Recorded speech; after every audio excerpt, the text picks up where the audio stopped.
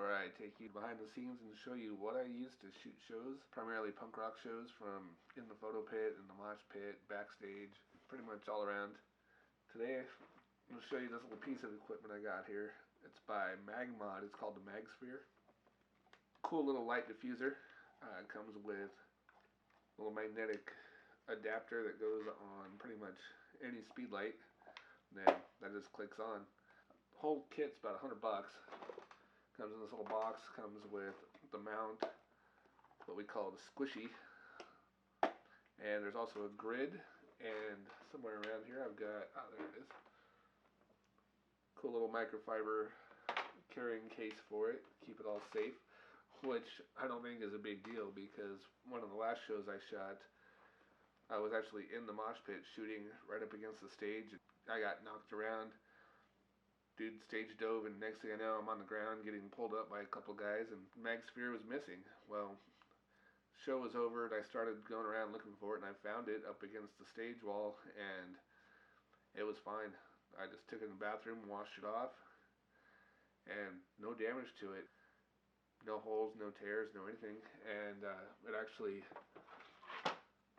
did an awesome job at this show. I'll throw this up so you can take a better look at it, but this was, from the side of the stage, front of the stage. Really awesome how it's way more natural than shooting on camera flash or without a diffuser. And I know a lot of shows, here's another one here I really liked. Just the colors that it creates are just awesome. Yeah, a lot of shows and venues, they don't allow you to use flash. I always keep this in my bag just in case. There are those moments where you think, damn, if I only had a flash, I could have got that. So I always bring it. I use it as needed. It's always easier to ask forgiveness than for permission a lot of these times when you're shooting a show. So, just take what you think you're going to need and use it when you need it. I try to not just sit there the entire show and spray 2,000 shots with my flash going off, every 2 seconds or whatever, but use it when you need it. I definitely recommend it. It blows me away at how clean the images are that come out with this. Like, I shot backstage and actually out back in the venue, and even though we were in an alley and it was still light out, there was a lot of shadows back there from all the buildings. So I was like, let's keep this on. I think I shot it, I don't even think my ISO was up. I think it was still at 64, maybe 100, on 2/50th of a second, I believe, and man, I was pretty happy with what I got.